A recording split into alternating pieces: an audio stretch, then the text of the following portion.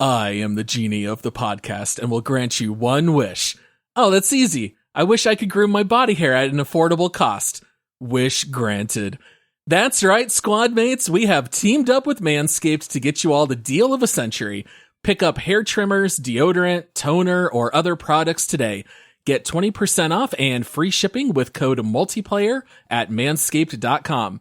That's 20% off with free shipping at manscaped.com by using code multiplayer. Unlock your confidence and always use the right tools for the job with Manscaped.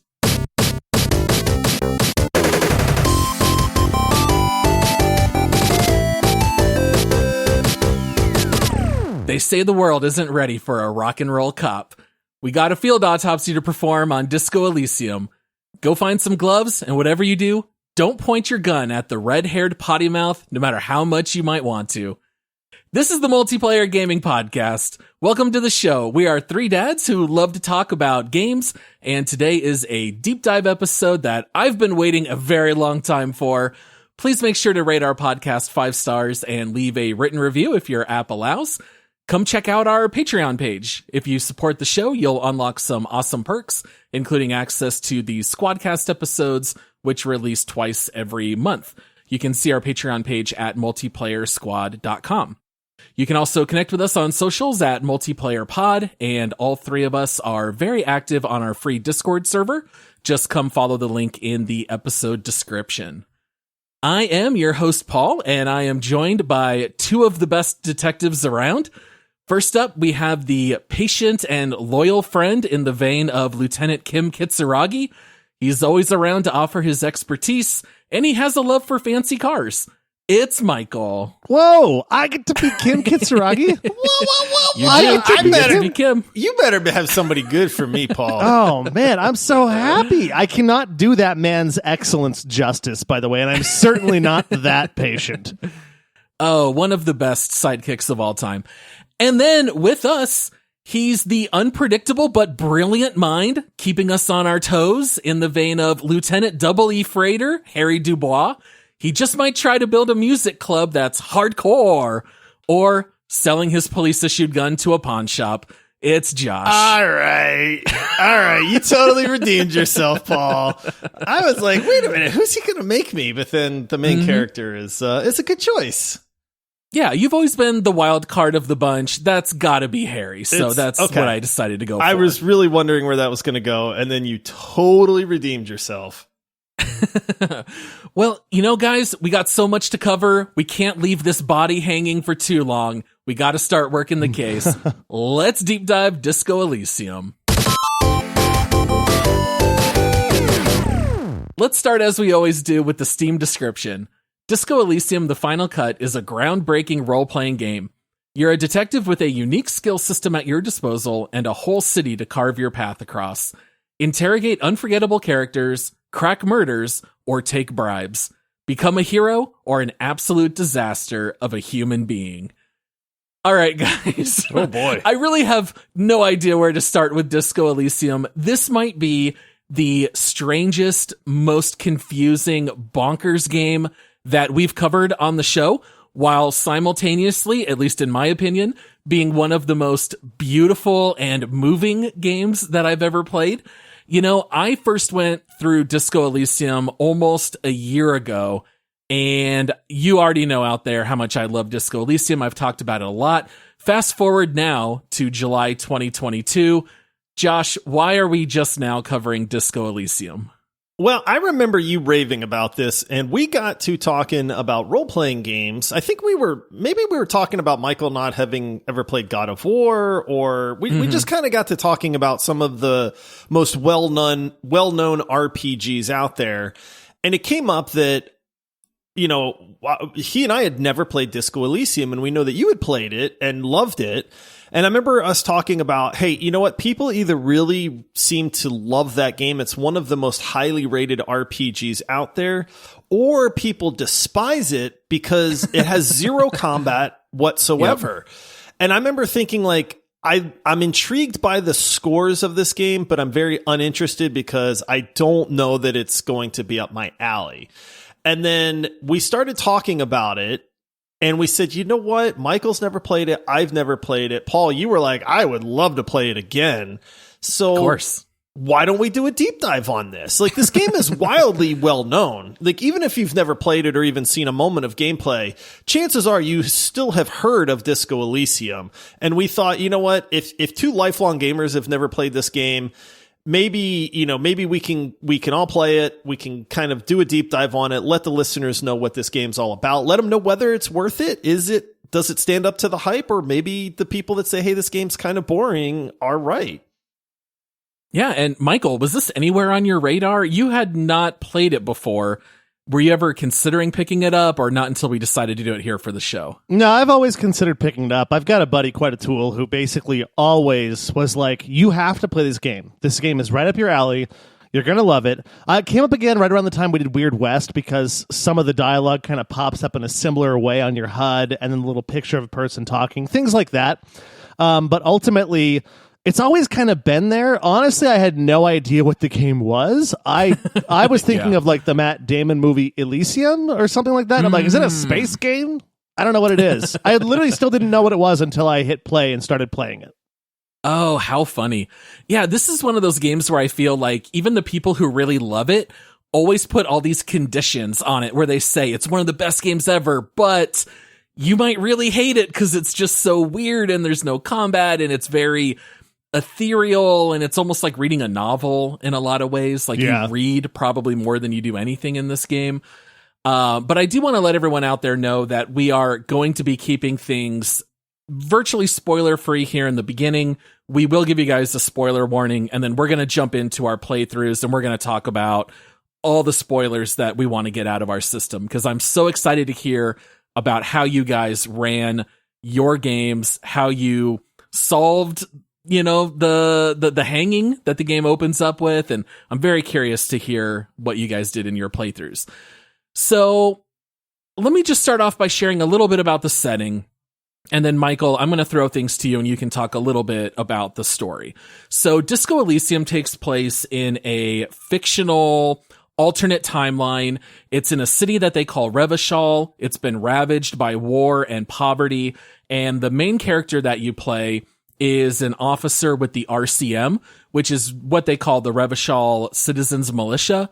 And the main character is a detective, and you are in this world. They're constantly making reference to it being the 50s, and it in some way is kind of like our 50s with some early technology, but then in other ways they already have computers and things like that. It's really hard to kind of explain where things are because it's just its own fictional universe. So, Michael, I know you're always Mr. Story. I love going to you to set the stage here. We're in Revachol as a detective. What are we doing? What's our job? Well, we're in Revachol as a detective, or so we're told, because we don't Right. know when we start the game. You don't. Yeah, essentially, we find out that we are there to solve a murder. There's a man who's been hung outside of the back of the hostel that you're staying at, and I mean, ultimately, it's crazy. You've got amnesia. You don't know what's happening. It starts out you're trying to basically figure out if you should be truthful with people around you or not. But either way, you're quickly pulled into the fact that your main role in this game is to solve this murder. And you've got this awesome partner, Mr. Kim Kitsuragi, who basically is... He's probably the most straight-laced, patient detective. Like, if you picture, very patient. He's a very patient man. He, it's funny because throughout the whole thing, like, there's so many things that you don't know whether you should tell him or not. Like, you've lost your badge, you've lost your gun, you don't know where your car is, which is a police car, and you have no idea where these things are. And so, like, from the beginning, you're like, should I tell Kim that I don't know who I am, or just go along? And that's all the choices that you make. There's so many choices in this game that you have to make, but ultimately that's the biggest thing is you've got a partner, he knows what he's doing, you're Harry, you don't know you're Harry yet, you don't know you're a detective, you think you're a detective because there's a cop there saying he's supposed to partner with you, and you're there to solve a murder, for better or worse, and in most cases worse. Not only do you not know your name, in my playthrough, I did not know my name, so I told Harry and I told Kim and like all these people around me that my name was like Raphael Aquarium or something, or Aquarius. It was like this really like extra name that was clearly wrong. And then like, I didn't even know my name was Harry in my first playthrough until halfway through the game. But yeah, like right off the bat, you don't know who you are. You start talking to people and you're actually asking them like, hey, do you know why I'm here? You know, and they're like, well, you're an officer. And it's like, oh, I'm in the military. And they're like, no, you're a detective. And it's like, oh, and you start putting the pieces together. And it's really funny playing as a person with amnesia and trying to put all the pieces together. Well, and it kind of adds up to that you're in the middle of this turf war between these strikers and a union, and there's so many more layers that go on top of it that add to it, and so it really gets pretty complex as you go. Yeah, even with like politics, they go into things about fascism and communism and ultra-liberalism. But what I found refreshing is that none of it is really tied to like today's politics. So it's not like when you play Disco Elysium, you feel like they're taking sides or trying to teach anything about life today, you know, but they do address those things within the fictional city of Revachol, which is kind of interesting as well. So Josh, I know this is hard for you to tackle all of this at once, but why don't you tell us a little bit about gameplay? How does the game actually function? So this is where it gets weird. So thanks for giving me the hard part. Yeah, you're welcome. This game is an RPG. Like you do have skills. You have gear that affects your stats and your character. You have choices that you can make. And so it is by nature an RPG. I think that is a good designation. Gameplay in this game, it took me a little bit to kind of figure out, but I actually distinctly remember messaging you, Paul, and saying, I understand what this game is. It is very akin to a point and click adventure. If you're older like me and you played any of the old Sierra games, it is very, very similar in that vein. Escape from Monkey Island is a well-known, point and click adventure. So it's got a lot of that DNA. It doesn't mean that's all it is, because it definitely is a lot more than that. But basic gameplay in this is you walk around, you have a world. It's not huge, but there's definitely kind of like different zones that you can go in, or different parts of the city. You can talk to a lot of different characters. Most characters that you talk to actually pulls up like a conversation, and then there's choices for the conversation. You can ask various questions, interact with them in certain ways, and things like that. So that's kind of how you go about interacting with the world and carrying out your investigation. I like the game because it's got that really nice thing where you can highlight interactable objects, a la Diablo, for people that are familiar with, you just hold left alt and everything lights up on the ground and you go, oh, cool, I can go interact with that. And so that's a nice feature. The other thing that really sets Disco Elysium apart isn't the walking around and talking to characters and things like that. It's your skills.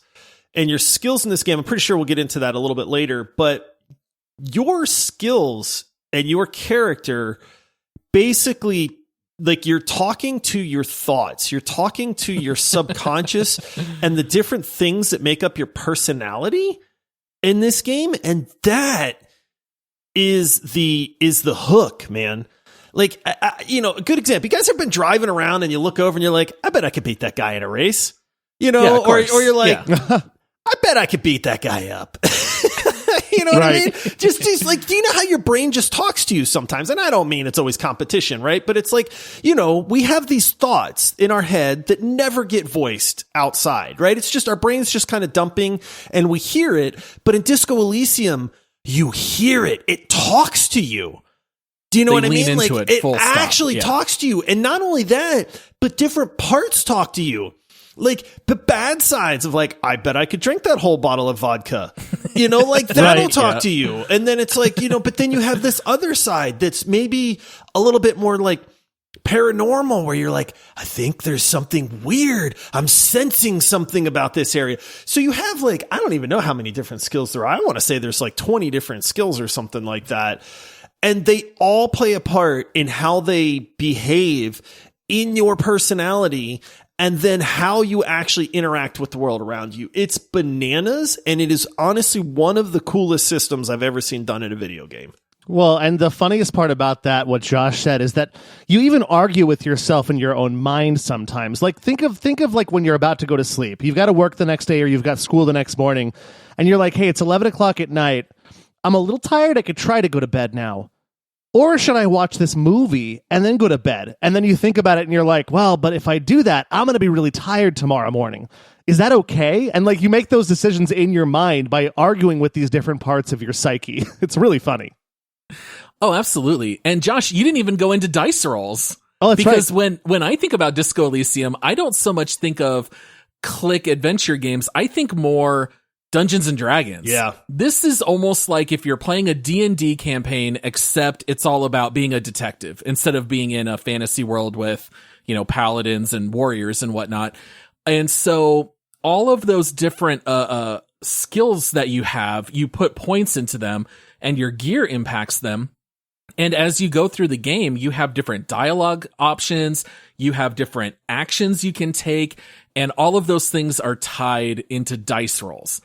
So do you want to talk a little bit about how that works in the game? So you're right. At Dungeons and Dragons, this game, it's an RPG. It's a so point and click unique. adventure. It's a unicorn. It's a choose your own adventure. Right. It's a Dungeons and Dragons campaign. It really pulls a lot. And I know that sounds super chaotic, but it's not. Like everything just kind of jives together in this really weird sort of way. Nice choice of word with jive, by the way. Right? Yeah. It's perfect for this game. It's very disco, right? So the way that things are kind of determined in this game, because yes, there's a lot of talking, but hey, you know what? I want to try to intimidate this guy versus coerce this guy. How does that happen, right? And you go, okay, well, you have dialogue options, and maybe one of those options is, hey, threaten this guy. And it'll kind of tell you what, whether that's intimidation or perception or hand-eye coordination, or, you have all of these different skills that you do. And then so you'll say, hey, I want to use intimidation. Let's see what happens. And then it will roll and it'll actually tell you, hey, this is a skill check. So you actually know when you're going to have to make a skill check. And so the dice just roll. You don't actually physically see dice roll, but it does pop up your result. And it's very cool. It's either green or red kind of across the screen. And if it's green, you passed, and then dialogue or the result happens. If it's red, you failed. But guess what? Nothing stops this game. If you fail, something will happen. And so the dice rolls are basically every branch in this multiverse of Disco Elysium. And there's no right or wrong. Like that's the real kicker here is if you fail a dice roll, yes, what you intended didn't work, but something else is going to happen instead. And so that's where it gets really neat because it's not like Dungeons & Dragons where if you fail, you take damage and you get hit or a dragon eats you or something like that. It's just how the story branches. Yeah, and that's I think the mark of a great RPG is that ultimately, if you mess something up, you can try something else. If you mess that up, you can try something else, and you'll probably still get to the end result. But the one thing also that I noticed in this game is there's also dice rolls that you don't see, like dice rolls behind the scene. For instance, my character, for some reason, because I was wearing an outfit that just looked really flamboyant and awesome, I had a lot of points in the drama somehow on accident. And so what happens is your skills in this game, one of those like 20 skills that Josh was talking about earlier, if you have higher points in it, then that part of your mind will kind of drive the conversation differently than if you have points, for instance, into logic or speculation or something like that. And so what happens is I would have a lot of my inner monologue and it would show you like medium success passed. And so it would say, or medium chance passed. And so I know that there was a dice roll going on that I didn't choose, but I passed on the fact that now the drama part of my brain was going to make a suggestion for how I should do this. And let me tell you, drama is one of the worst ones because he comes up with some ridiculous stuff to suggest to you. He's always based on like, she's lying. She's lying because it's always like a play or something like that. I found that really refreshing as well, that I would have different options presented to me based on like the gear I'm wearing or how I decide to skill my person, which was outside of even my conscious choices to roll a die, which I thought was really interesting. Yeah, even as you walk around, if you have more points into perception, then more often you'll get a thought bubble where your character will say, oh, I think there's something here. And then maybe there's like an item or something you can click on. And so even stuff like that behind the scenes is always at work.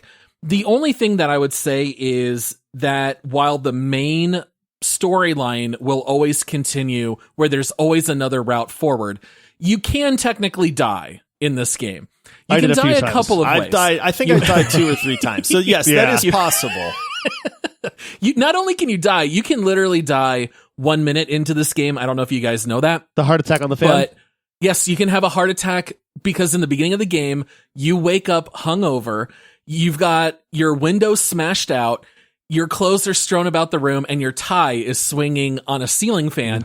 And We've all been there, right? If you fail that check to grab the tie while the fan is still on and you have no morale, I think, you miss it and he falls over and dies of a heart attack, and you get a newspaper clipping, local cop dies from heart attack, and then you just reload your save and carry on.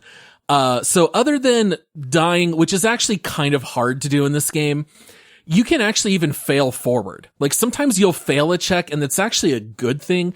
It's one of the things that makes Disco Elysium so cool is that if your drama side passes, that's not necessarily good. It just means you're leaning into that part of your personality, and it doesn't mean that that's even right. So even passing a check is not necessarily a good thing, which is really what makes this game so incredibly unique. So I think we kind of already mostly covered everything as far as the character sheet. If anyone out there is curious to know, it is a total of 24. And so the game is broken down into intellect, psyche, physique, and motorics. And each of those 4 is broken down into 6 further categories. And I was kind of curious, did you guys lean into any specific kind of strategy? Like, was your guy more of a fighter or a thinker? Or was he just totally bananas going off of gut instinct or what? I went with, so early on, I was like, okay, I don't know anything about this game. I'm not looking up any spoilers or anything like that. But I did say, if I'm a detective, I want to go with a certain like shtick, right? And it's like, obviously the different categories say, are you going to be highly intellectual and kind of like Sherlock Holmes this with a lot of perception and intellect? Are you going to be like Magnum PI and just bully everybody around and be super like brutish and stuff like that? And I was like, I want to play with this almost psychic paranormal type skill set. You know what I mean? To kind of go with these gut feelings, like, oh, I've got these gut feelings and that kind of detective. So that's what I did. I went with Shivers, which basically these skills don't do a very good job of explaining everything that they do. The game will give you like a description, and then it will tell you like what they do at very high or low levels. But even then, I feel like they're still a little confusing. So for me, Shivers was that spidey sense, right? Where it's like, hey, I know there's something wrong. I know this guy's lying to me, that kind of stuff. I went with Perception and like hand-eye coordination. So I kind of mixed those 3.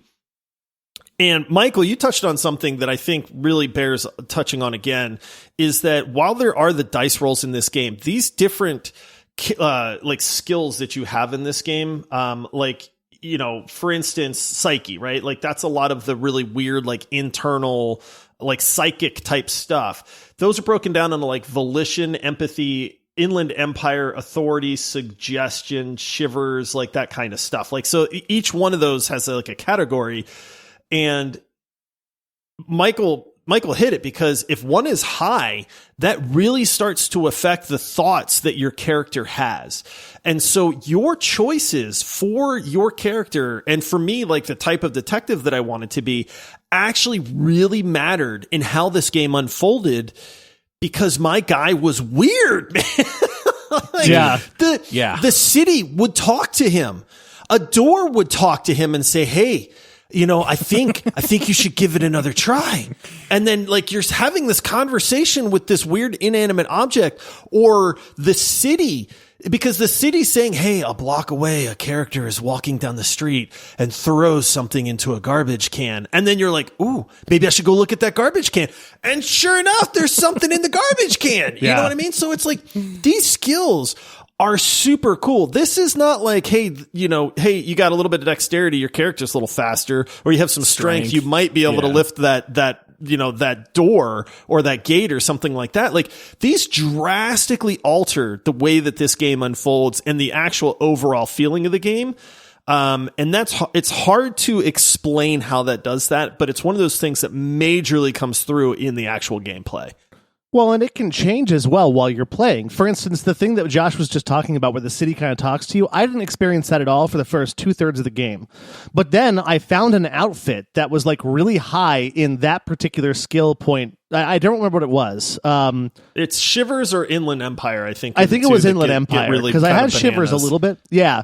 But what happened was once I started wearing that, then all of a sudden I'm like, oh, I haven't seen this part of my brain hop on yet. But because I was wearing this jacket, pants, and shoes that had those extra points on it, it put it just above there to where my character started thinking that way too. So you can kind of manipulate a little bit of your dice rolls by looking at what you're about to do and say, okay, I'm going to need this skill or that skill. But I ended up going a little bit different direction than Josh when I started the game. I went with more of the intellectual thing because I saw, when you start the game, it really gives you 4 choices. It gives you a choice to either do what Josh does, do the physical side, or do the intellectual side, or completely custom. And I just said, I'm going to go intellectual because I know I'm a detective and I want to just be able to see clues. And that's just kind of like what I thought, knowing that I was going into a game once I started that it's a detective thing. And so it's funny because it even affected the outcome in the very beginning of the game. The very beginning of the game, I thought it'd be funny just to try and grab the tie while the thing was still spinning. And my character started to have the heart attack, but I was able to use my brain and calm myself down, and I didn't die because my brain said, you're having a heart attack. You should go sit down. And I'm like, I should go sit down. Whereas if I didn't go with those points immediately into like that intellectual side of it, I might have just freaked out and not known what was happening, and I would have died of a heart attack. So it's really interesting how the game literally changes constantly. It's not just like other games where the choices that you make, you got choice A and choice B. Choice A leads down one path, choice B leads down another.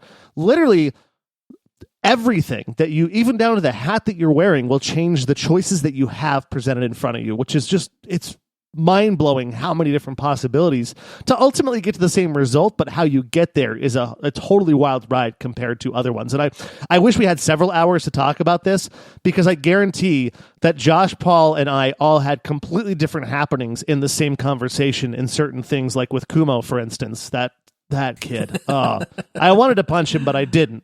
Paul did. Oh, absolutely. I punched him. Yeah. So in my very first playthrough, the only thing I looked up online was what's the best way to play Disco Elysium.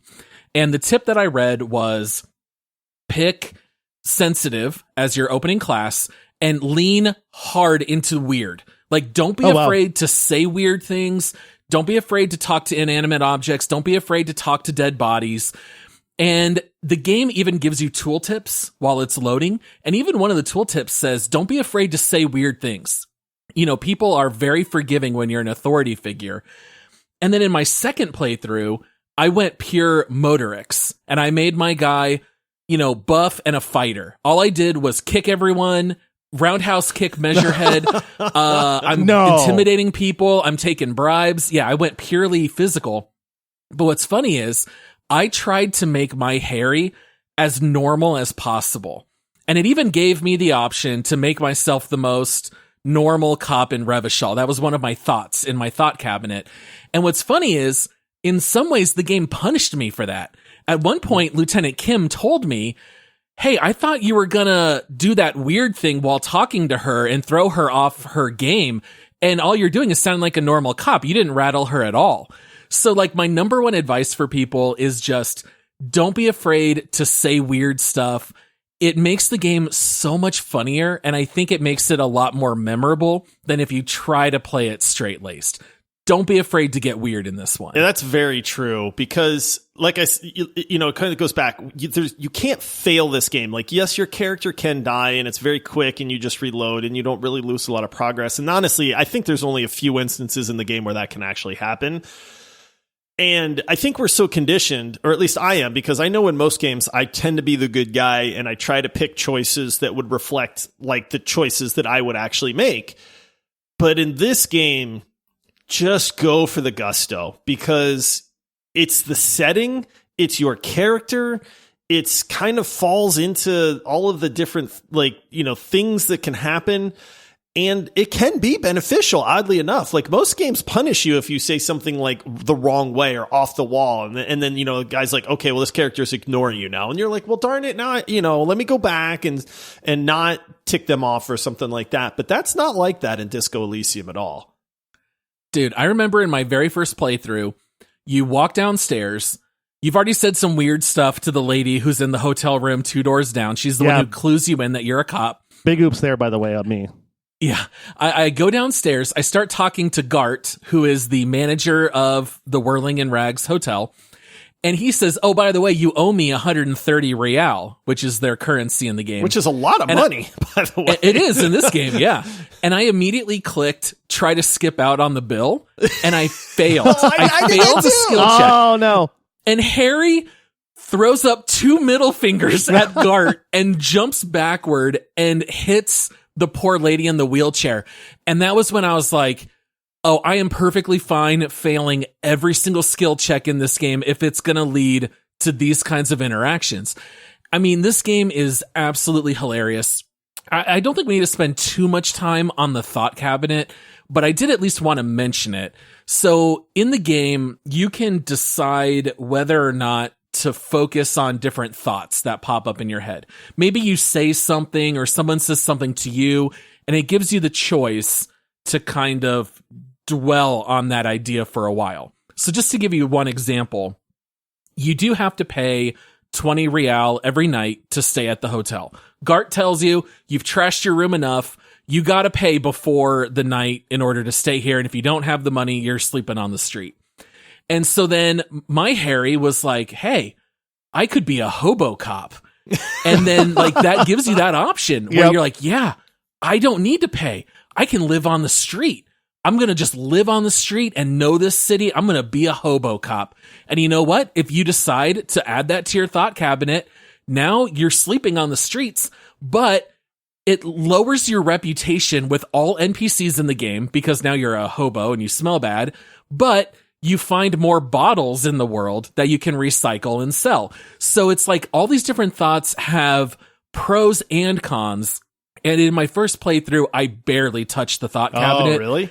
This one, I went full into it. I had all 12 filled up very early. I actually spent a lot of my skill points because you do acquire skill points throughout the game as well. And instead of boosting the actual skills like perception or visual calculus or drama or some of those things, I dumped a lot into unlocking more of the thought cabinet slots. So I wound up, by the end of the game, I think I had like 10. I was almost completely maxed out on the thought cabinet stuff. And it's a really neat aspect of the game, almost like perks, right? Like you've got your skill points, but then you've got your perk system.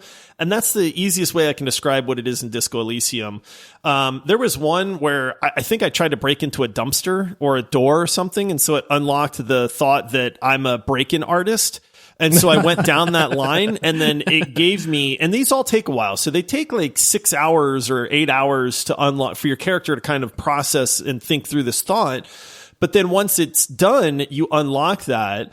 And then my guy got like bonus rolls to trying to open anything in the world, you know, as that thought. And I like, and there's dozens of them, man. And the cool thing is you don't really know what the thought is. Like a lot of them have weird names. Like one was finger guns. And I was like, oh, well, I gotta unlock finger guns, man. And then my guy I had the option to do finger guns to people. You're really good at after it too. that, Really you know, and like you see your character and he does like, hey, finger guns. And it's just like what? And one of the things about it too is you don't know what you're getting. Like you can look online, but I didn't do that. You know, I was like just curious, like what would this get me? One's like called The Long Way Home or something like that because I get it because I admit that I don't know where my house is and it pops up. It's like The Long Road Home or something like that. And as you're learning, like these things take anywhere from 30 minutes in the game, not real life, to 6.5 hours to learn them. But while you're learning them, you have negatives to other skills. And so you've got to look at that and be like, do I want to take negative perception and negative conceptualization? Start that one over. Thank you, gentlemen. Big words are hard. I don't use $6 words often because, well, they're $6 and I can't afford that. Or 6 real, I guess. But anyways, you know, you've got to decide if this is going to be worth it, but you don't know if it's worth it because you don't know what you're getting. And again, you can cheat and Google it. But I really wanted to play through blind and just see what I was getting myself into, which is great. It's the best way to play. Do your best not to look anything up. Try not to reload old saves and make different choices. Just roll with it, and I promise the experience will be very rewarding. All right, well, we're at about that halfway point in the episode. Let's take a short break and hear from one of our sponsors. Hello, my slammin' stellar jive turkeys. Back in the groovy days of disco, the way of the man was to possess as much hair as possible. But some things have changed. Luckily, today we have Manscaped to help us with our personal grooming needs. Manscaped has this out-of-sight Performance Package 4.0 that is sure to get you stoked about your body. Inside this package, you'll find their Lawnmower 4.0 trimmer, the Weed Whacker ear and nose hair trimmer, the Crop Preserver deodorant, the Crop Reviver toner, performance boxer briefs, and a travel bag to hold all your goodies. I'm going to give you the skinny on the Lawnmower 4.0, which is waterproof, has an LED spotlight for those hard-to-see areas, but most importantly, it reduces accidents thanks to the advanced skin-safe technology. And if you're doing the jam rock shuffle, but for all the wrong reasons, Manscaped even has men's boxer briefs that are designed to reduce chafing, also included in the performance package. Manscaped's products are designed to make you look and feel the best when you're not wearing your threads. Do yourself a solid and go over to manscaped.com and use the code multiplayer at checkout to get 20% off and free worldwide shipping. That's code multiplayer at manscaped.com. Catch you on the flip side. Okay, we are back from our break, and this is now that point where we're going to give a spoiler warning. All right, if you have not played Disco Elysium and you plan to play it, highly recommend you just turn off the episode here, or actually don't turn it off. I'll go ahead and give a warning how far forward to go ahead and skip, because at this point we are going to talk all things spoiler all the way through the end game of Disco Elysium. We're not going to leave anything out on the table. To avoid spoilers, skip ahead 35 minutes and 45 seconds. All right, so if it's been a while since you played Disco Elysium, or maybe you never plan to play it and you just want to know what the game is about, I am going to do my best to try to summarize the entire story here in about 2 minutes or so. Your playthrough could turn out a little bit different, but the nuts and bolts are going to be the same, which is really just what I'm going to talk about here. All right, so Kim and Harry have to figure out a way to remove the hanging body from the tree behind the hotel, and you perform a field autopsy. If you pass a couple of checks, then you will discover the corpse was actually shot before it was hung, which throws a wrench in your investigation. You uncover the fact that a group called the Hardy Boys claimed to have hung the man and killed him because he assaulted a woman at the hotel named Clausia.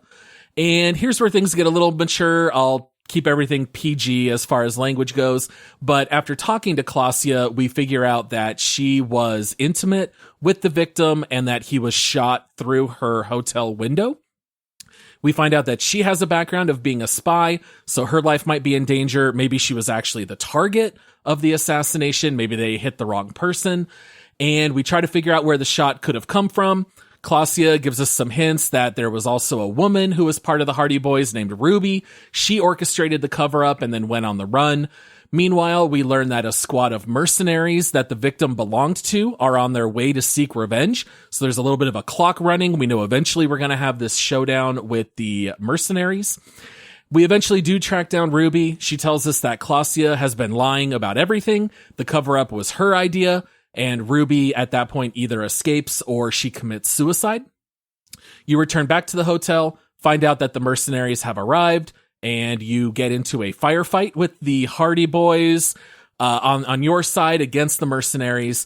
Hopefully you have a working gun or some armor, because bullets start flying.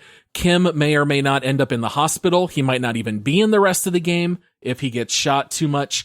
You also get shot. You wake up a couple days later. You continue your search and realize that the shot that came in through Clausia's window could have come from a far-off island in the distance. You take a boat to that island, and you end up figuring out that there is a sniper who was a part of the communist army years ago that has been living on the island. He is an old curmudgeon of a man. He was jealous of the victim who had been sleeping with Clausia, and we match up all the evidence we've collected over the course of the game with the items in his bunker, and we end up arresting him for the murder. And then if you pass a perception test, you find out that the Insulindian phasmid does indeed actually exist. It's a species of insect that hides in the reeds. You have a conversation with it, And then Harry returns with Kim to the mainland where your old squad from the RCM is waiting. And they ask Kim to give a rundown of the case, assuming he's not in the hospital. And then depending on the choices you made along the way, your squad either decides that there's hope for you in the future and they welcome you back. And if you have impressed Kim enough, you can even invite him to transfer to your squad and the game ends. So overall thoughts. What'd you guys think of the story of Disco?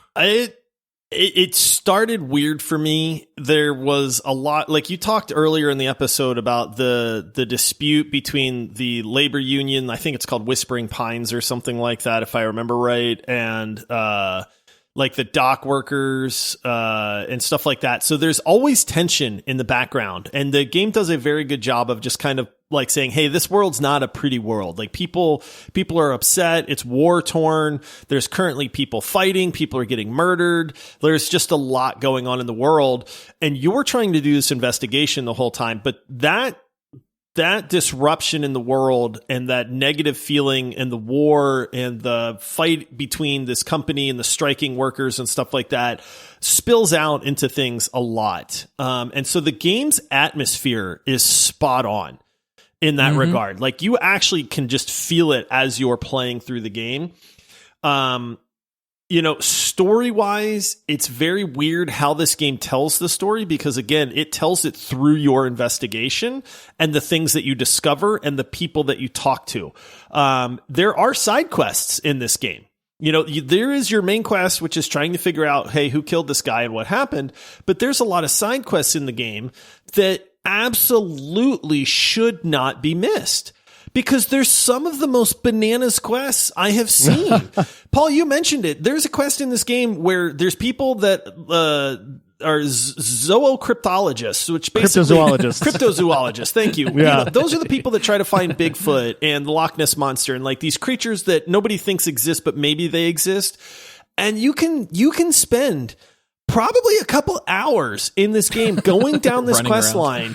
Checking traps, doing all this stuff, and you're just like, part of me was like, why am I doing this, man? But Kim is thinking that too. Kim is not even thinking it. He's vocal Kim about it. thinks you are crazy. Your partner is like, dude, you're crazy. We don't have time for this. We're here for a murder investigation. We're not here to look for insects that don't exist.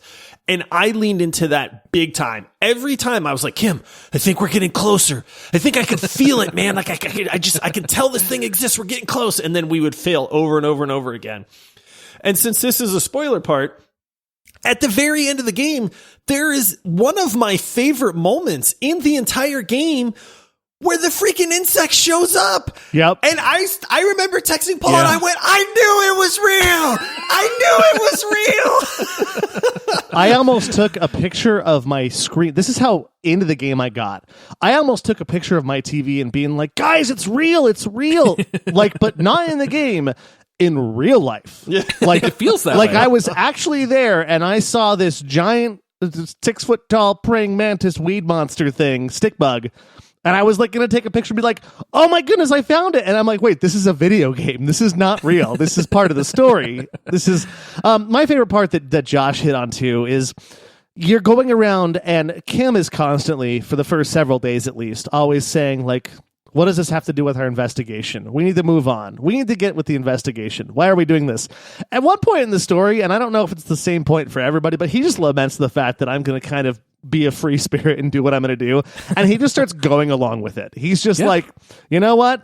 I'll entertain you with this. You know what? I'm kind of curious too. So let's just go with it. And then he says things like, well, if I say no, you're going to do it anyways, right? And I'm like, yep, let's go. And I find myself in this game making decisions based on how Kim is going going to feel more often than not. Honestly, that's true. Yeah. You don't want to disappoint him almost. Yeah, because he's such an adorable... I found him adorable. Yeah. I know it's a weird word to say. We're all men here, but you know. He's absolutely adorable. So adorable. And he's so... But like when I'm talking to him, I'm just like, I don't want to disappoint him because he's like my big brother or my dad or something. Yeah. I think one of the reasons that they work so well as a combo, because you always see this in like buddy cop movies, right? You've got the impulsive one and you've got the conservative, quiet one, and they pull out different parts of each other's personalities. Harry is straight up dealing with mental illness and depression, and he might be legitimately crazy, like depending on how you play him. The game even gives you a warning if you pick the sensitive class. It says Harry might lose his mind. Like, they warn you about that right in the beginning. And Kim is just so straight-laced and by the book that he would never imagine, why don't I pull out my gun and shoot it at the hanging man's belt buckle and maybe we can make the guy fall. Like, it never would have even crossed his mind. And when you put the two together, by the end of the game, they're both learning so much from one another. It's this beautiful relationship. And the fact that you do find the phasmid, and Kim couldn't be happier. Like, he's the whole time complaining, like, we're not really going to check the traps again, right? And it's like, let's go, Kim. And you just keep marching as happy as you can be. And when it comes out, you're like, Kim, am I crazy or can you see this? And he's like, oh, I see it. Yeah. And even then, I'm still being crazy. I'm like, I'm touching it and it's foaming and I'm eating it. And I'm like, it tastes like sugar water. And he's like, maybe you shouldn't be putting that in your mouth. But at the same time, you know, Kim takes a picture. And it's just like, I love how the relationship evolves over the course of the game. I know I've told Josh before, one of my all-time favorite moments, for me, it's like a top 3 moment in gaming, is when I reached the end of my first playthrough and they start asking Kim, well, has Harry really lost it? Like, what's going on with Harry and how's the case going? And Kim starts recounting all this stuff over the game that I had no clue was going to come back. And Kim's like, you know what? He is completely crazy. He stands still while people are trying to talk to him, thinking in his head. He runs around wearing one shoe, which I did not even realize when I played my game that I had one shoe on. I didn't even know until the game ended when Kim said that. And then Kim says, but he might be the best detective I've ever worked with. And it's like such a cool moment when you hear that from Kim. I don't know if you guys felt similarly, but it was just so cool when they start recounting how your officer solved the case. And the whole recap was really fun and exhilarating, as weird as that sounds. I was completely floored by that at the end, because I was wondering, how is this going to wrap up? You know, like, how is it? What's the end of the game? And when Kim is like essentially going through every decision that you made, or just a combination, like for instance, on my game, my playthrough, I kind of shift my tone a little bit like halfway through and started to not talk about politics at all, because I also just kind of wanted to understand the world and listen to other people's views and not take my own point of view. Well, it's funny because Kim even says, like, your two styles contradict each other. Sometimes you're very loud, and sometimes you're a mild racist, to put it lightly. And I'm like, I don't remember being a racist. And then I'm like, oh, in the beginning of the game, I was talking to a racist, and so to get things out of him, I was like, yeah, that's those stupid people. You know what I mean? I was saying things that I wouldn't normally say. But as Harry, I was like just trying to get a story from him. And so I found it really interesting to see that recap at the end. I loved it. This game messes with your emotions. Honestly, for a game, I don't know if they're intending to or it's just the story, since we're talking about the story and the side quests and stuff like that. But like the part with the phasmid, that like I had an emotional response to that. You know what I mean? Yeah. But there's parts in the game with Kim. It's like you have an emotional response to how he perceives what you're doing. And this is a harsh, cold world. And so, there's a woman that's looking for her husband, and you can accept that side quest and you can go down that road. And then it's like, and that's so sad, right? So it's like, there's just this weird emotional response that you get from Disco Elysium that I have not found in very many video games. Like, and it's not, I don't know that they're even intending. I don't think it's like a Pixar movie where they're trying to make you cry or they're trying to make you laugh. I think it just happens because how masterful the story and the characters in this game are. You become super invested in it. And you find that, like, you're joyful, you're sad, you're depressed, you're ecstatic, you're crazy, you're disco, like, yeah. You're getting down with the kids at the church in their disco club, and you're like, it's mega, those guys. and then you're like, yeah, and I'm headbanging, and I'm like, yeah, mega, and stuff like that. But this game does it, man. It really has that it factor where it tugs on every emotion. It's just so well written and so well done. Well, and I got to name drop the head writer for this game, because when the credits started rolling, it said the writer's name, and I literally stood there looking at my TV, and I saluted the TV. I'm like, this guy was brilliant the way he made me feel. And his name is Robert Kurvitz, and he's an Estonian novelist, apparently. But the whole thing about it is it really does play with your emotions a lot. Like, I spent, just a brief for example, I spent the first half of the game thinking that Kim Kitsuragi was a super cop, that he was the best cop ever. But then you find out, like, halfway through, or in different playthroughs, you could find out on day 1 or day 5, wherever the dialogue takes you. But I found out that Harry has solved 218 cases, and Kim has solved 102 or 104, depending on how you track it, because 2 of them were murder-suicides, so sometimes they're counted twice, he explains. And so Kim is actually enamored by you. Yeah. He thinks that you're an incredible detective, and I'm like, but I'm a hot mess. The whole time I thought that Kim was this amazing, and it just kind of made me think, like, this guy's more human, because he was almost untouchable in my mind until then, and it helped me relate to him better, that, like, he's not as good as Harry. You find out later it's because he doesn't have as much volume. He's an incredible detective. But it's just like the things, like little subtle things like that just play with how you think in this game emotionally. And then also a part at the end, we're in spoiler zone, so I'm just going to roll with it. But you have a dream at the very end when you don't have to. I laid down on the bed at the very end to take a breather for a minute. And I'm in a dream talking to my ex-wife. And I literally was looking at my TV going, oh, yeah. Like, and I'm almost standing there like about to cry, because the whole entire culmination of this game and Harry's life are leading to this emotional moment on what made him how he is. And oh man. Yeah. Goosebumps. It's deep.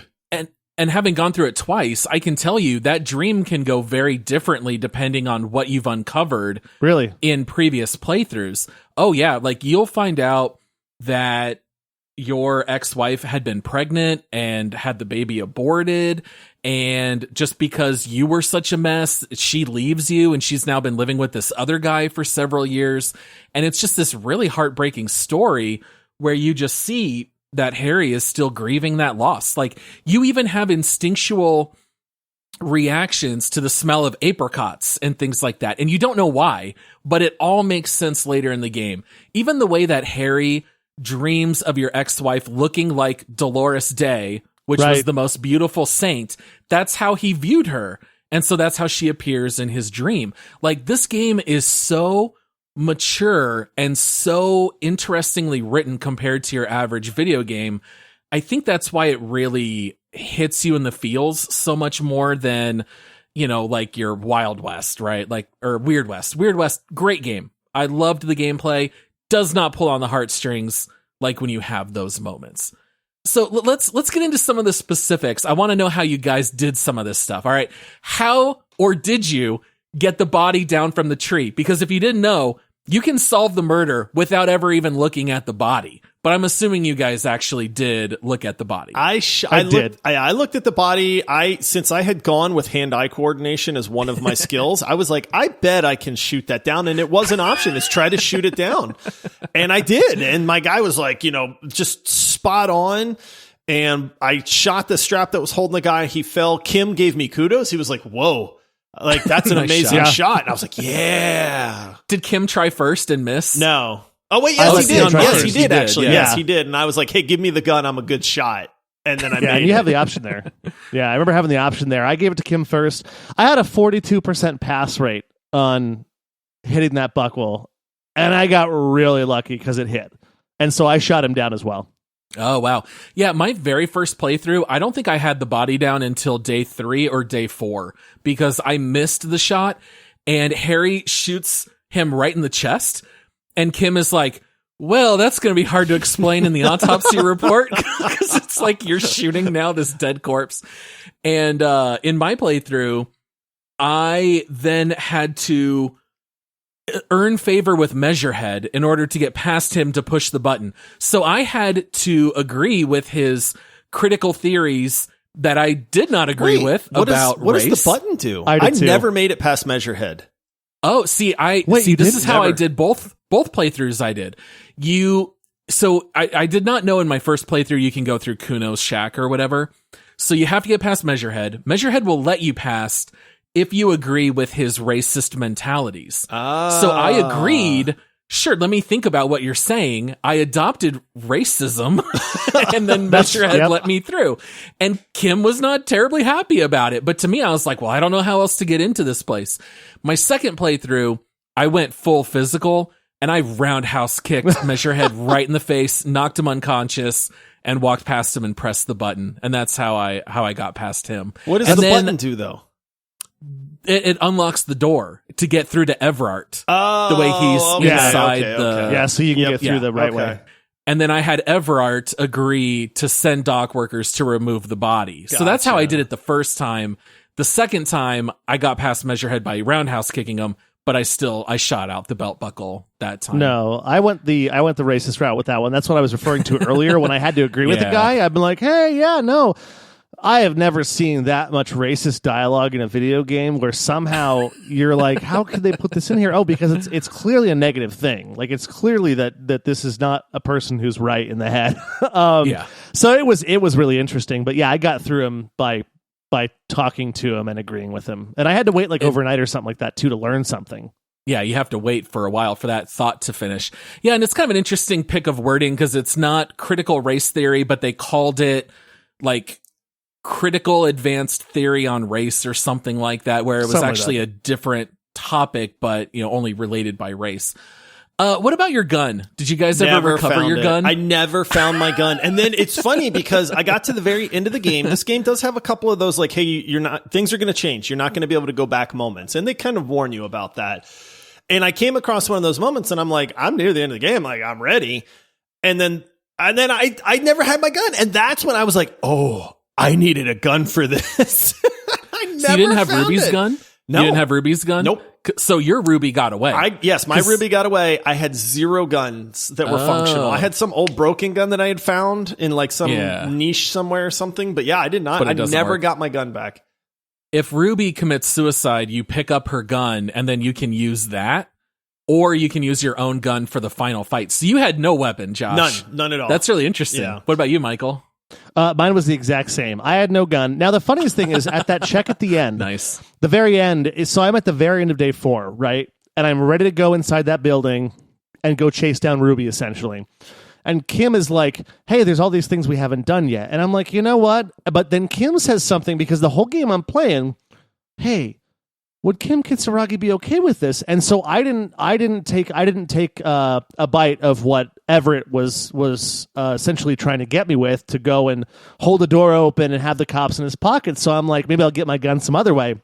But Kim says something towards the end. He's like, listen, we may have to do a little bit unorthodox things. I forget exactly what he says, but it's essentially we may have to get our hands a little bit dirty. I think that's what he says. And so I'm like, okay, I'm going to go back and talk to Everett and get my gun. So I go back and talk to him. But I have to wait overnight because I don't want Kim to be there for the conversation. So I wait until the end of day 4. Kim goes off to bed. I go back to talk to Everett, and it's the morning of day 5. And then Everett's like, you have to wait until 10 o'clock tonight. And I'm like, at this point, I have nothing left to do in this game. I've finished all the side quests. So I'm like, you know what?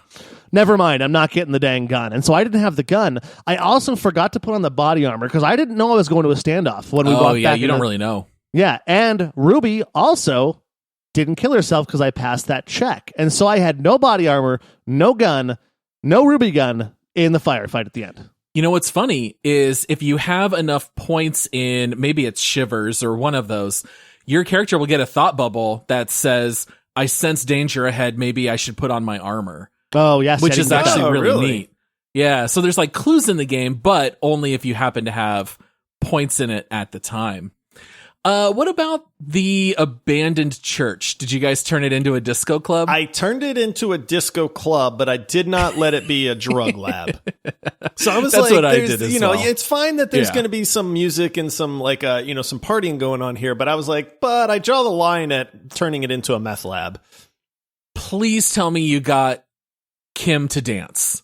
No. What? Dude, go as soon as we're done with this episode. Go look up on YouTube. I had no clue. My first playthrough, kind of like Michael, I kind of like had everything done. I didn't want to waste a whole day, so I never finished the church quest line. This time I turned it into a club, did not let them sell drugs, and I go out there and so did you dance as Harry at all, Josh? I don't remember dancing, to be honest. Okay. So I think you have to pass a skill check, and maybe this helped that I had all my points in Motorix, but Harry starts breakdancing on the dance floor. No. And I never Andre, danced then, yes. Andre's dancing. Harry's all over the dance floor. And then I start talking to Kim, and I'm like, Kim, get over here on the dance floor. And he goes, you're crazy if you think I'm going to go out there. And I start yelling, Code 31, officer needed on the dance floor. And it tells you in parentheses that Code 31 means emergency. And Kim is like, you can't be serious. And I was like, Kim, I'm ordering you onto this dance floor. And finally, Kim comes out and just starts breakdancing with you. And he's having a blast. You're having a blast. You just had to get him out of his shell. And for me, that was the moment like you had with the fast mid, Josh. I had that moment the first time. This playthrough, it was getting Kim just to dance on the floor with me. It was like such a cathartic moment. It's a really funny watch awesome. on YouTube. This is you why gotta this go look game it is up. so interesting, because all three of us had vastly different results, playthroughs, styles. You know what I mean? I feel like Paul, I know you've played twice, but I feel like you could probably play through this game 5 or 6 times and have it be easy. wildly Very different results. every single time. 100%. With Did the you guys church, sing? Sorry. Go ahead, Michael. they never turned it a disco club. I got really offended at the fact they lied to me, so I arrested all of them. I'm like, You no. arrested the kids? I arrested all the kids. That's hilarious. Yep. I'm like, you're out of here. You guys are lying to me. I had to play this stupid game with Egghead or whatever his name is to try and get him to talk to me. And they're like, yeah, rad. And they're sitting there the whole time like, hey, it smells like ammonia in here. Hey, it smells like you guys are cooking drugs in here. No, we're good, party. And then I went back and I'm like, you know what? There's this guy who's climbing around in the rafters. He doesn't mind that they're going to be there, but I just kind of want to preserve this church, and these kids are lying to me, so I arrested them and got them out Now, of there. in the Dude, church, Kim must have loved that. did you find the hole in the world? Yes. Okay, Yes. with the I think That was cool. Yeah, that part was really neat. And then did you ever repair the glass mural? Yes. I never repaired the mural, so I have no clue what happens or any of that stuff. I tried and failed, and Not then a that lot. was it. Nothing really happened. Really? Yeah, Okay. nothing really happens there. Did you a question though? Because I don't know if this is going to come up, and this was an accident at the very end. Just to throw one in here. Speaking of things you did or did not do, did you push the button when you were in the dockyard and find the glowing light man? He's inside the container. He's inside a container. I did yeah. find that, and that was bananas. That was bananas. Kim It's couldn't see it. It's the only time I cheated, because in my first playthrough, I never got that door open, and I was really curious. So this playthrough, I did reload until I passed that check. But yeah, that's super weird. Like, apparently the guy, because he's super rich. He's so rich that he he exists breaks in a different physics. reality or something. Yeah. Yeah. Yeah, And he's because so you're rich. so poor, Yeah. you can't see him. And he's but- just all bended light and twisty light and Yep. stuff like Yeah. what a weird and the game, it has no bearing on the game No at bearing. all. No. Zero. Never comes up again. Yeah. Does not Well, matter. it does finish a quest for you though. Yeah. You get like a little bit of XP, but money. Well, or no, it something, finishes maybe. it finishes the quest on figuring out. At one point, you're told to talk to a super rich person. Oh, you guys not to have get that to quest? become a patron or find a patron or something like No, that. it's right? it's to understand who you are and where your place is in the world, something like that. oh, no, yeah, I don't it's think I a ever had that. philosophical thing. Well, I pushed the button to move it because I had just finished talking to Everett, and I hate Everett. That guy's a scumbag. Yeah. Yeah. And so I'm like, he says at one point that he's so big that he doesn't walk around anymore, and he just has his workers move his container where he wants to go. And I'm like, I'm going to try and move his container. So I pushed the button, and the container behind me went down, and I accidentally lowered it and went in there. And I'm like, that's not Everett's container. There was the Bendy Light Man in there. And I'm like, hey, the Super Rich Man quest is over now. Nice. Oh, that's too funny. What about singing karaoke? Never Did you did guys- it. I never found the tape. You didn't? I never found Yeah. this sad song to sing or something like that. I found it. Yeah. Wasn't it in the basement? It's in the second area. Once they fix the crossway, you walk like behind a building, and it's just like in a pile of snow. It's just laying There's like there. a box. Oh, really? Yeah, and you loot it, and it has the tape. So if you play it on the boombox, you can learn the words. And if you do enough for Gart at the Whirling and Rags, you can tell him, "Oh no, I'm getting on stage. I'm singing karaoke." And it's so funny because who would pick a song called, what was it, like The Saddest Church in the World or Yeah. something like that? And he gets out there and rocks to it. And It's hilarious. It's pretty great. And people reference it for the rest of the game too. Like you even ask everyone new that you meet that was in the hostel at the time. You're like, "Hey, did you hear me sing?" Yeah, and then they can tell you what they thought of you singing. I think I told Gart like, "Oh, I've rocked that so hard," and he's like, "It was okay." Like he won't give you any satisfaction, but it's like the one time he doesn't totally give you crap for everything that you've done. Oh, how funny. What about the Final Tribunal? Anything in there that you guys wanted to talk about? No matter what, a few people get shot and die. There's no way to save everybody. See, that was my question because I had no gun. I did get the full armor set, and that's another one where it's like you can try to find all the armor, but it's not easy. And the game even says like this is a very long quest, which just means you're probably not going to complete it till near the end of the game. But I did have the full armor set, which I thought was cool, but I had no gun. So when I got to the tribunal, I couldn't do anything. So I had like 6 people die, man. It was bad. I felt terrible, but I was like, I had no options. What happened to Harry in your playthrough? Because I had the same exact as you, but I had no armor on. So what happened to Harry in yours? I'm wondering you what was get different from shot mine. no matter what, but in the leg? Yeah, in the leg. Okay. I don't know that there's a way to avoid that because there's no leg armor. That's the funny thing. Is like you have the helm, the chest piece, the boots, and the gloves, but there's no leg armor, which I thought was really weird. Yeah, I found all the armor except I totally messed up. I told Kim to take the body out of the fridge before I took you never got the boots off. So I never got the boots. And the problem was it gives you 2 options at that part. It says, do you want to do the quest where it's 1 piece of armor or get all the armor? I picked all the armor and then sent Kim away with the body, and it basically said failed. And I'm like, man, I can never get it, but I got everything else. See, Josh, this is the only thing I asked him about. He never put the body in the fridge. He left the corpse next to the tree. Yeah, Josh had no idea. So I'm like, oh, did you see the giant bear fridge? And he's like, yeah, but I never did anything with it. And I was like, yeah, you can stick the body in there, which even that's hilarious because you can tell the bookstore owner like, oh, yeah, I got a dead body in your fridge. And she's like, what? Yeah, it's pretty great. And Kim even says, we don't have to tell everybody about using the body freezer. in the fridge. Right. Yeah. Oh, so funny. Well, yeah, any other spoilerish stuff to talk about before we move on? Did you guys get in the door in the kitchen of the Whirling Regs? I did. Yeah. Yep. Okay. Mm-hmm. Did you beat the pinball pinball I almost game? missed the it. chef. There's a pinball game that you have to have like play really it. good hand-eye coordination for to beat, and I wound up beating that. Yeah, Kim told me we should come back to it, and I was like, okay, I'll come back to it later, and I never went back. I forgot. Did you guys ever shave your face? Yes. It was I the wish I worst hadn't. mistake in the game I ever made. Yep, I wish I hadn't. I know. I had no clue you could do this until Josh happened to mention, oh, I just shaved and I really regret it. And I had no clue because I never stayed the night in the freak new cabin? Yeah. I would always just run back to the Whirling and Rags. So I didn't even know you could shave. I looked it up on Google after you mentioned it, Josh. He doesn't look the same without the mutton chops. How did you guys stay the first night? Because like me, you probably couldn't come up with 130 real, right? So how did you end up paying for the hotel the first night? It's one of the hardest times I ever laughed because the first time I played, I was talking to Joyce on day 1. And I'm like, hey, you look rich. Can I have some money?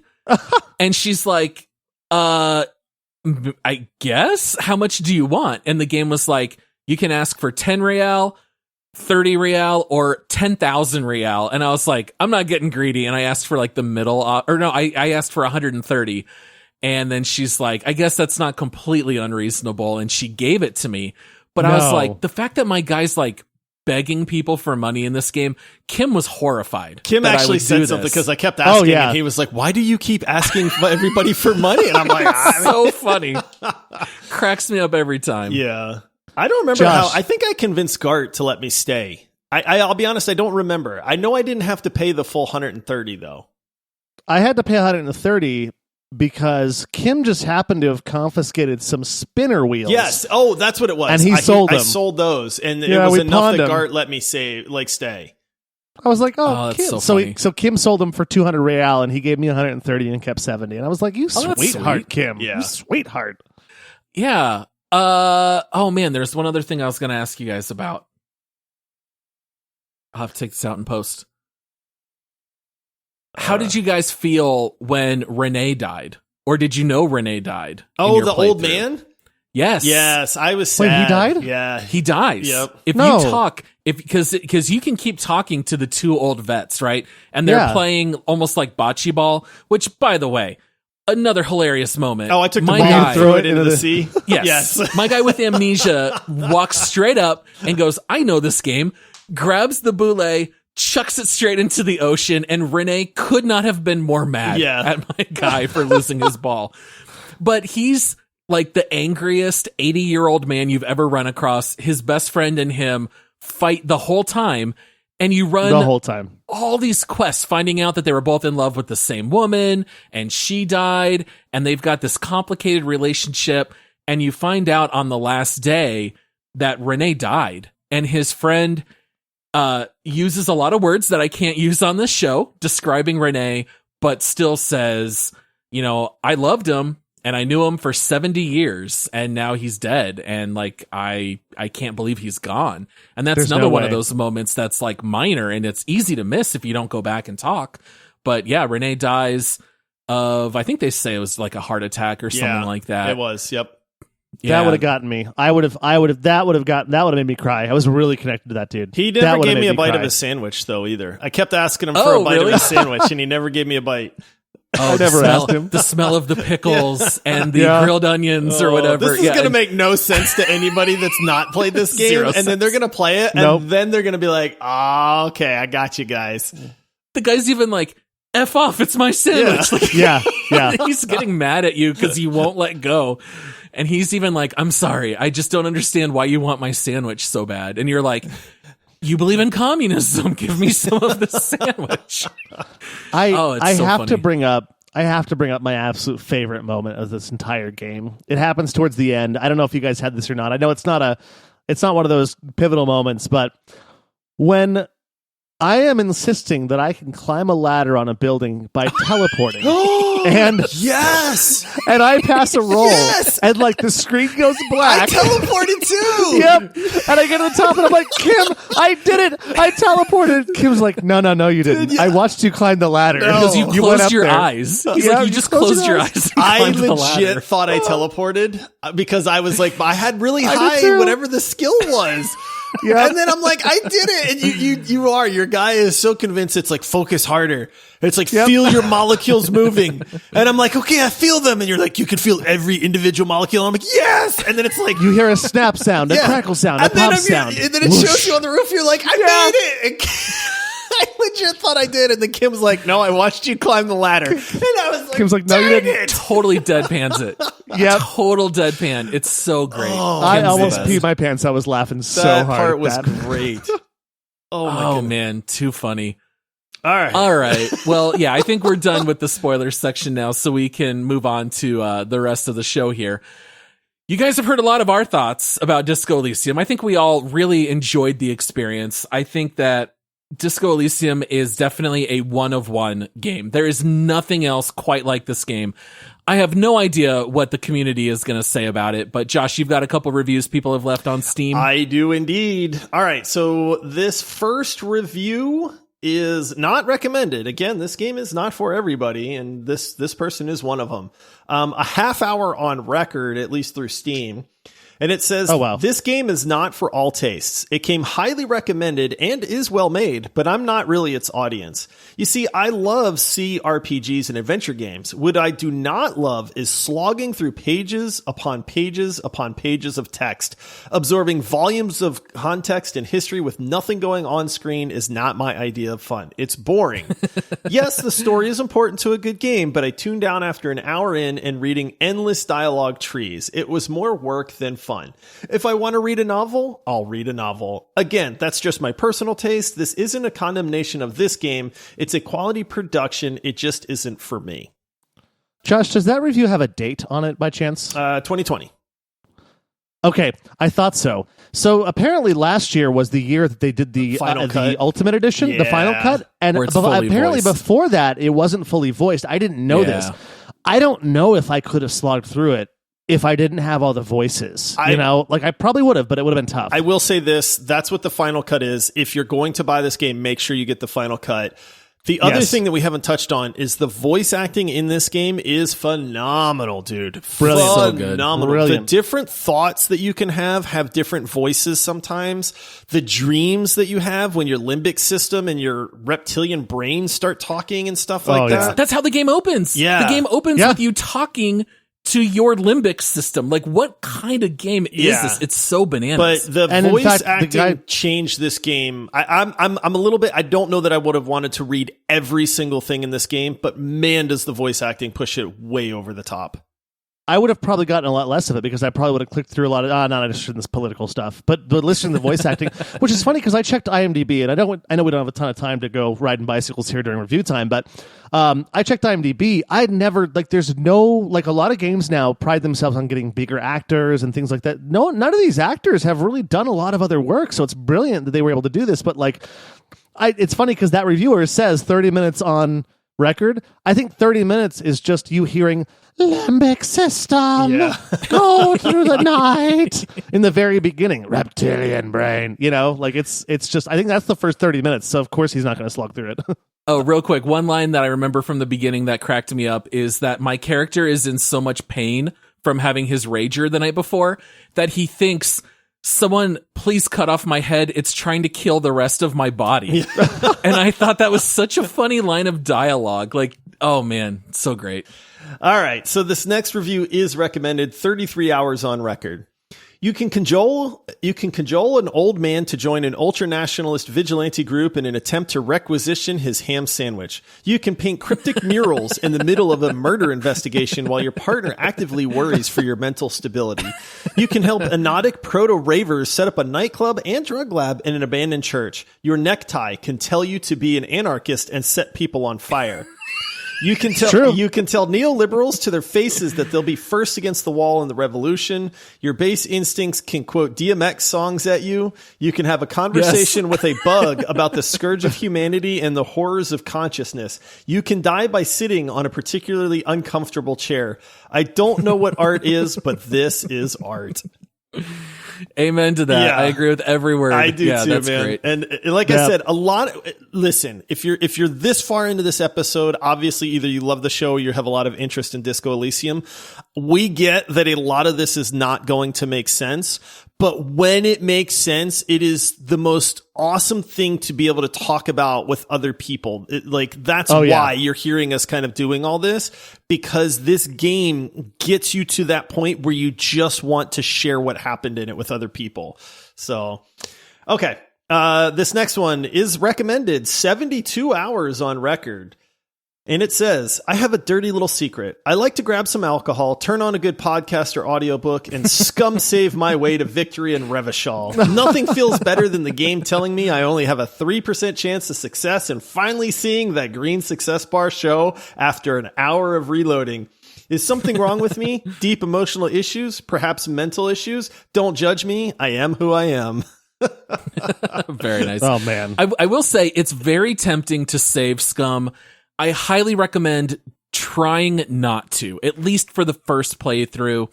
The only exception to that is if you don't have a good perception check toward the end of the game, and I don't want to share any spoilers because we're past that part, but you miss out on some major reveals at the very end if you don't have perception. And if you miss that one check, you're going to miss a good chunk at the end of the game.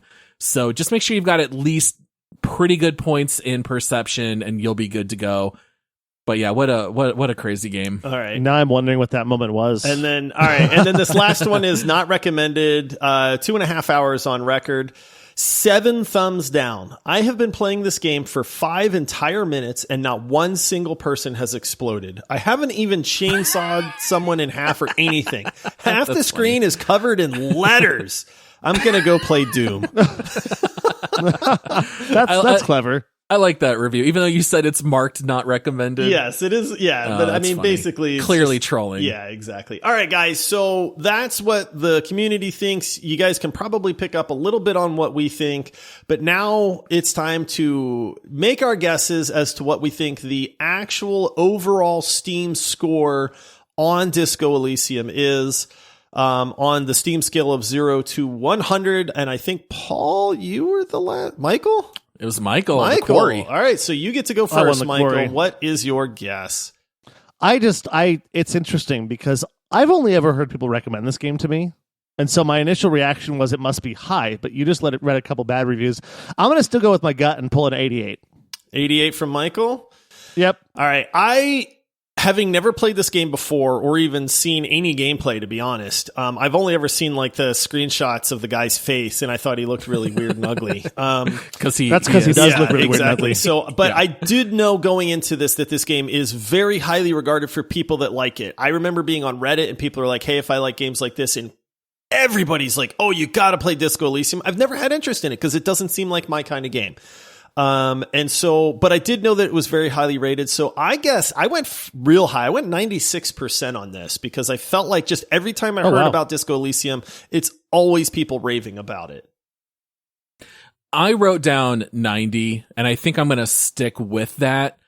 I think that this is one of those games where it's a 10 or it's a 0. There is absolutely no middle ground. You will find this game to be like crack, and you can't stop playing and you can't stop thinking about it, and you're tempted to do another playthrough, or you're going to be 8 minutes into this game and you're going to say, I haven't read this much since I was in school and I don't like it. And you might just be out.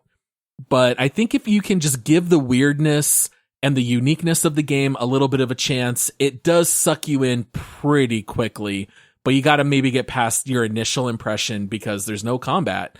It's just by nature a different game. It's not an interactive movie. No. It's definitely more RPG than any other genre, even though there's no fighting. So yeah, I'm going to say 90. 90. All right. 88 from Michael. And 96 for you, Josh. 96 for me. Boy. Okay. Well, the actual on this one is going to make me the winner because the actual is 94% overall. Good. That is not recent. Wow. That is overall Steam reviews. 94%. Overwhelmingly positive. Nice. So, 19 out of 20 people giving it positive. I like it. Yep, exactly. It deserves it. Yep. Man, quick math on that too. Good job, Paul. Yeah. So, all right. Well, I guess it's my turn to introduce this next segment. Hit that music, Paul.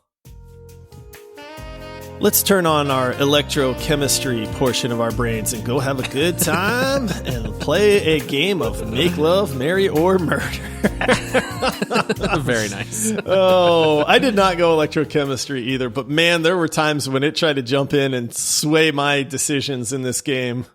And I was like, nope. Oh, my Harry had some ideas with Clausia and alcohol. Yeah, definitely. Yeah. Oh, yeah. All right. So this is where we're going to actually individually rate the game. Our scale of Make Love, Marry, or Murder. Murder means, hey, we do not recommend this game. I don't think it's worth the money. I don't think it's worth the time.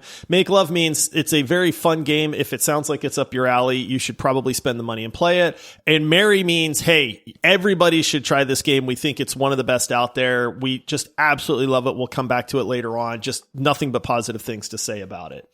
Paul, everybody pretty much knows how you feel about this one, so I'm going to toss it to you first. One of my all-time favorite games. It's one of the best written stories. It is incredibly engaging. It might sound boring walking around and clicking on items and going through dialogue choices. It is shockingly anxiety-producing to click on that check and not know if you're going to pass or not. And one thing we didn't mention is some checks are red, which means you only get to try it once. And if you fail, you're not going to know what happened. So the game has a lot of thrills, even though it's mostly through dialogue and through, looking at a corpse and trying to figure out the pattern of the boot prints in the ground. And well, that one is very deep. And if I fail a check, my guy's going to think that a 500-pound man must have been at the site of the hanged man. Whereas if you pass that check, you realize, they must have been carrying the body. And that's, so it's like the game gives you so much by way of story and thrills and discovery. I love solving murders, not in real life. I mean, I love that in like movies, right? So even that, I love everything about this game. At the end, there you can maybe solve the murder, maybe not. In my playthrough, I absolutely did, and it was so fulfilling figuring out finally what happened and all of the buildup. This game earns everything at the end. Like, this is not a game that takes any shortcuts. Everything that happens, you perfectly understand why. It earns every single emotional reaction you have to it. I absolutely love it. It's one of my all-time favorites. It's marriage material, 100%. Michael? I think if I was literally just rating the writing in this game alone, literally let's even just say the dialogue, just the dialogue. It's so brilliant that I would marry just the dialogue. Yeah. But then there's the rest of the game there too. I'm absolutely marrying this game. Everything Paul said is exactly what I want to say. It's going to be really hard for me not to put this very, very, very near the top of our leaderboard because it's so unique. And it's funny because it took me like 6 days to get through day one of the game. It took me a little while to really kind of step on the gas and really get going with the game. But once I did, I could not stop thinking about playing this game. I was at work, which is in my house, so it's really hard for me not to go walk out and turn on my PS5 and play it during work, which I didn't do because I've been busy. I might have done it on lunch break or something like that if I wasn't. But the whole thing was, when my workday was over, I'm like, Sam, the kids can't listen to this game, so can they go upstairs and watch TV or something? Because the game is definitely not rated PG. There's a lot of language in it. There's a lot of things that happen. I mean, I think just Kumo alone is a mature game R. for sure. It's a mature game for sure. Yeah. Yeah. But that being said, if you're above a certain age, you have to play this game because it is an experience. And I feel bad for the people that didn't like it or couldn't get into it. Maybe it's not their type of game because, man, I wouldn't want to be like those people because I wouldn't want to miss out on the experience and the emotional roller coaster that I went through to like I said, it's an experience. The experience of this game is so worth it. I'm marrying it. All right. Well, it's time to bring things back down just a little bit, guys. I know I have talked about some of the incredible moments in this game. I can appreciate art for art, right? I can appreciate these crazy moments where you're doing this crazy bug hunt and all that stuff. My concern going into Disco Elysium was that the gameplay elements were going to be lacking, that it was going to be nothing but dialogue and conversation and reading. I had seen the negative reviews on people just saying it's just so slow, stuff doesn't happen. And I was like, man, that's not my idea of an RPG. I need combat. I need that tacticalness. I need that. And so while this game is very, very high on its art and stuff like that, I have to say that it is an absolute masterpiece of a game. If you are like me, I'm telling you this right now, if you are like me and you're going, hey, Josh, I'm with you. I agree with you on your game choices. I like action. I like to be involved. I need some stimulation. Everybody that's listening knows that I really enjoy competitive, stimulating games. I can't stand Animal Crossing and Stardew Valley and games like that. I really, really worried about Disco Elysium going into it. And I cannot stress enough that this game is an absolute masterpiece of a video game.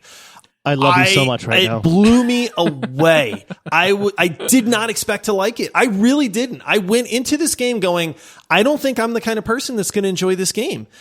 And I was not very long into it where it had its hooks into me, hook, line, and sinker. I could not wait to play it.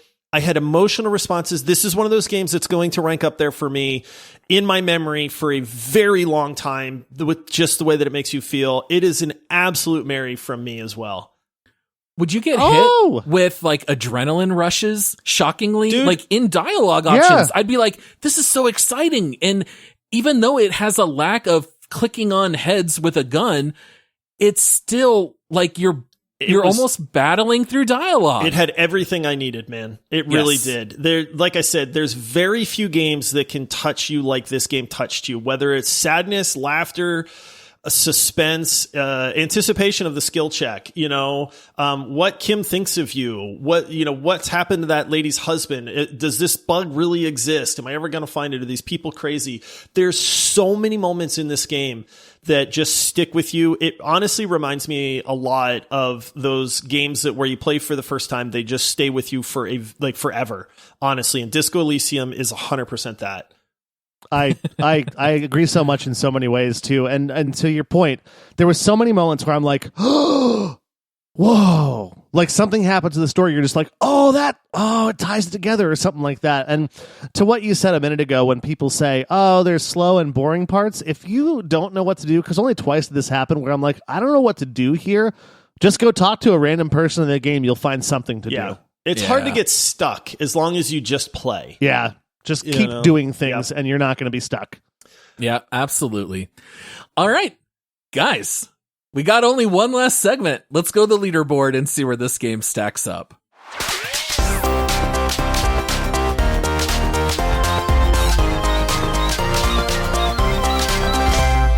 All right, so in case anyone's here listening for the first time to a deep dive, Michael, you want to tell the people a little bit about our leaderboard?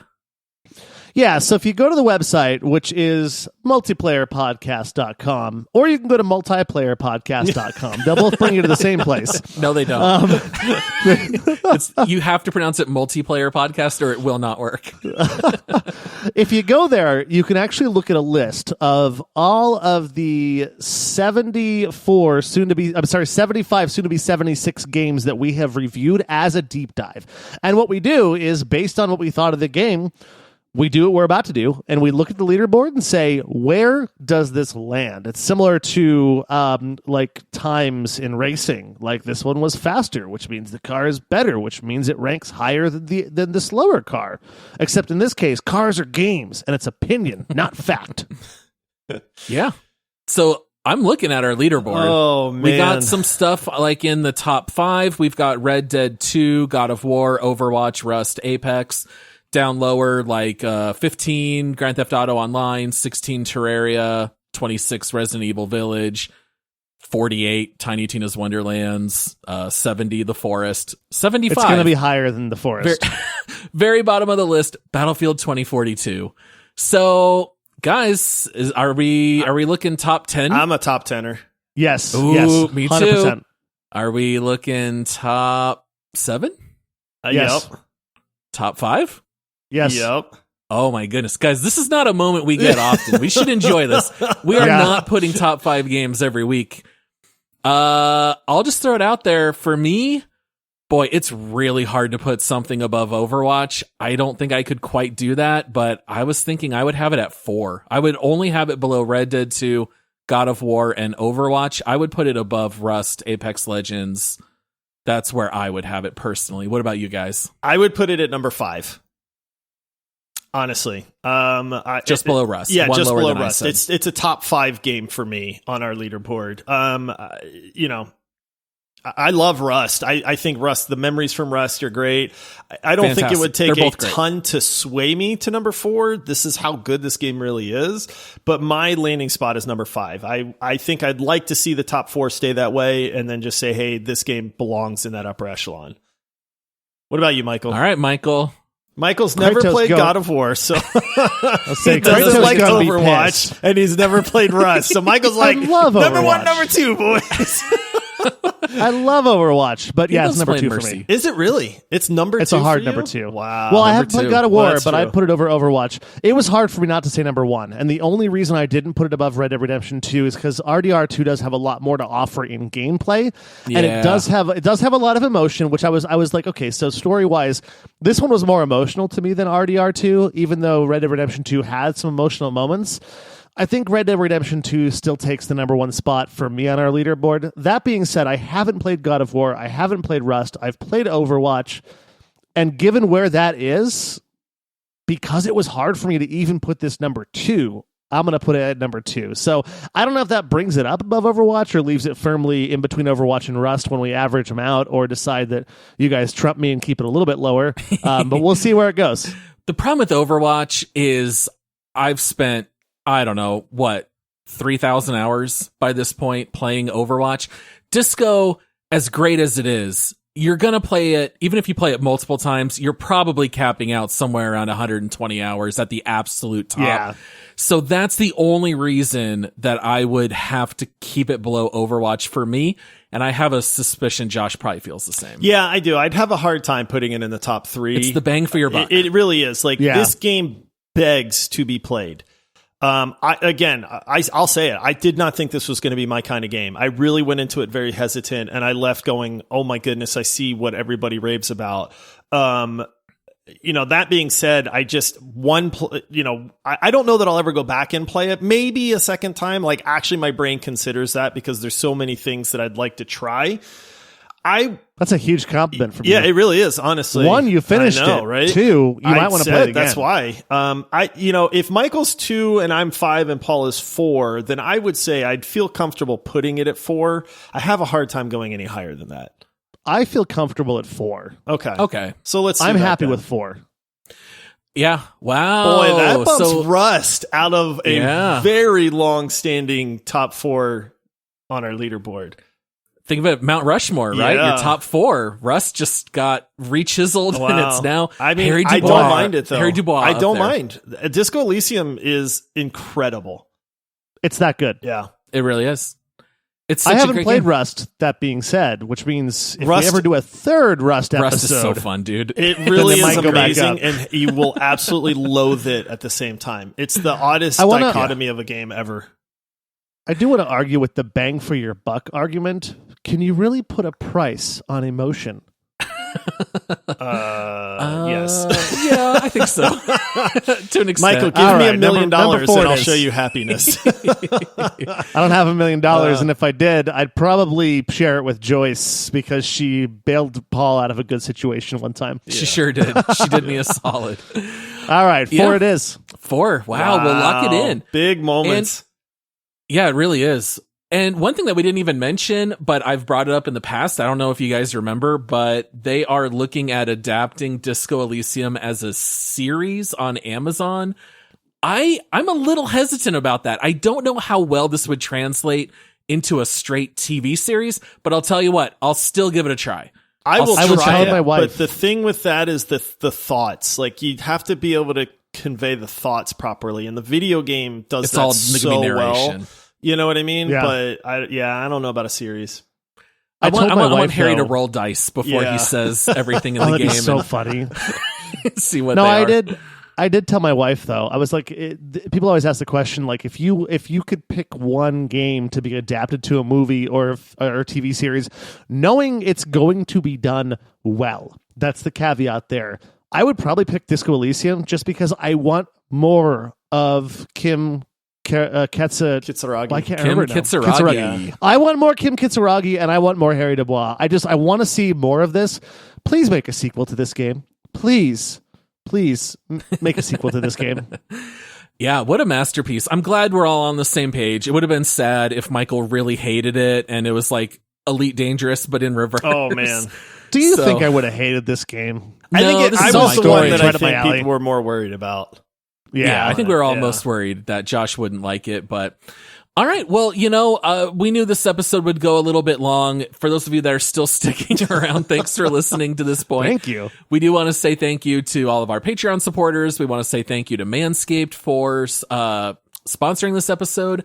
We also want to remind everybody, if you want to support us on Patreon and get access to the Squadcast episodes, you can do that at multiplayersquad.com. And the next deep dive has not officially been announced, but I think we should tell people at this point. We should, yeah. We're close enough now.